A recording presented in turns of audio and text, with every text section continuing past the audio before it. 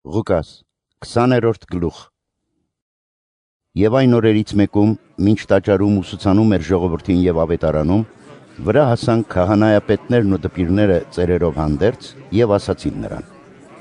Ասա մեզ, դու ինչ իշխանությամբ ես անում այդ, կամ ով է, որ քեզ տվեց այդ իշխանությունը։ Հիսուսը պատասխան տվեց նրանց եւ ասաց.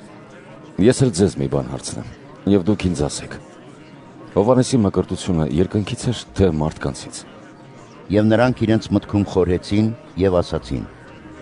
Եթե ասենք երկնքից էր, կասի, իսկ ինչու չհավատացիք նրան։ Եվ եթե ասենք մարդկանցից, ամբողջ ժողովուրդը մեզ կքարկոծի, որովհետև իրենց մտքում Հովհաննեսի մասին հաստատ համոզում կա, որ նա մարգարե է։ Եվ պատասխան տվեցին, թե չգիտեն որտեղից է։ Եվ Հիսուսը նրանց ասաց.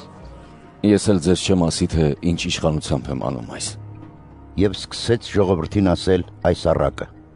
Մի մարդ այգի տնկեց եւ այն հանձնեց մշակներին, իսկ ինքը երկար ժամանակով ճամփորդության գնաց։ Եվ հարմար ժամանակին մշակների մոտ մի ծառա ուղարկեց, որպեսզի այգու պտղից իր բաժինը տան նրան։ Իսկ մշակները ծեծեցին նրան ու ձեռնունայն արձակեցին։ Տերը դարձյալ մեկ ուրիշ ծառա եւս ուղարկեց։ Նրանք սրան եւս ծեծեցին, անարգեցին եւ ձեռնունայն ճանապարհեցին։ Ուղարկեց մի երրորդի եւս։ Նրանք սրան էլ վիրավորեցին եւ այգուց դուրս հանեցին։ Այգու տերն ասաց. Ինչ անեմ։ Ուղարկեմ իմ սիրելի որդուն, թերևս նրանից կպատկարեն։ Երբ մշակները նրան տեսան, իրար հետ խորհուրդ արեցին եւ ասացին. Սա է ժառանգը, սպանենք սրան, որպեսզի ժառանգությունը մերը լինի։ Եվ նրան այգուց դուրս հանեցին ու սպանեցին։ Արդ այգու տերը նրանց ինչ կանի։ Չէ որ կգա ու կորստյան կմատնի այդ մշակներին եւ այգին ուրիշներին կտա։ Երբ այս լսեցին, ասացին. Քավ լիցի։ Եվ Հիսուսը նրանց նայելով ասաց. Իսկ ինչ է այն, որ գրված է, թե այն վեմը, որ անարգեցին շինողները, նա անկյունակար եղավ։ Ով այս վեմին բախվի, կխորտակվի, եւ ում վրա ընկնի, կճզմի նրան։ Եվ դպիրներն ու քահանայապետները նույն պահին ուզում էին նրան ձերբակալել, որովհետև հասկացան, որ այն առակն իրենց մասին ասաց, բայց ժողովրդից վախեցան։ Եվ ապա հարմար առիթի սպասեցին եւ ուղարկեցին խաբեբաների, որոնք իրենց կեղծավորությամբ արդար էին ձևացնում, որպեսզի նրան խոսքերով բռնեն մատնելու պետության եւ իշխանության կուսակալին։ Հարցրին նրան եւ ասացին. Վարդապետ, գիտենք, որ ճիշտ ես խոսում ու ուսուցանում եւ աչառություն չես անում, այլ ճշմարտությամբ Աստծո ճանապարհն ես սովորեցնում։ Օրինավոր է մեզ համար կայսերին հարկ տալը, թե ոչ։ Եվ նկատելով նրանց խորամանկությունը, ասաց նրանց.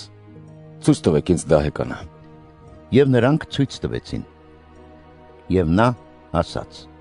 Ում պատկերը եւ գիրն ունի դա։ Պատասխանեցին եւ ասացին. Կայսրինը։ Եվ նա ասաց նրանց. Արդ գնացեք, տվեք կայսրինը կայսերը, իսկ Աստծունը Աստծուն։ Չկարողացան նրան խոսքերով բռնել ժողովրդի առաջ, ու զարմանալով նրա պատասխանի վրա լռեցին։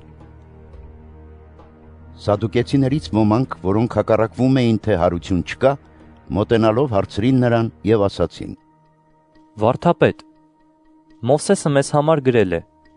Եթե մեկի եղբայրը, որը կին ունի, մեռնի եւ նա անժառանգ լինի, թող նրա եղբայրը առնի այդ կնոջը եւ իր եղբոր համար զավակ հասցնի։ Արդ 7 եղբայրներ կային։ Առաջինը կին առավ եւ անժառանգ մեռավ։ Նրան առավ նաեւ երկրորդը, եւ նա էլ անժառանգ մեռավ։ Նրան առավ նաեւ երրորդը, եւ նույն ձևով 7-ն էլ, բայց ժառանգներ չթողեցին։ Մեռավ եւ կինը։ Արդ հարության ժամանակ նրանցից ում կինը կլինի, որովհետև 7-ն էլ նրան կին առան։ Հիսուսը պատասխանեց նրանց եւ ասաց.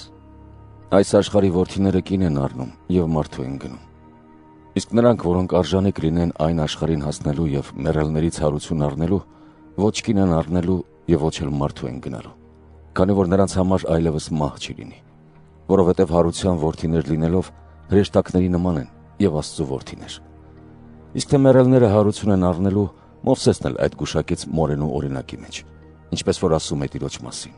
Աստված Աբրահամի, Աստված Իսահակի եւ Աստված Հակոբի։ Իսկ Աստված մեռելների Աստվածը չէ, այլ ողջերի։ որովհետև բոլորը նրա համար կենդանի են։ Դպիրներից ոմանք նրան պատասխանեցին եւ ասացին.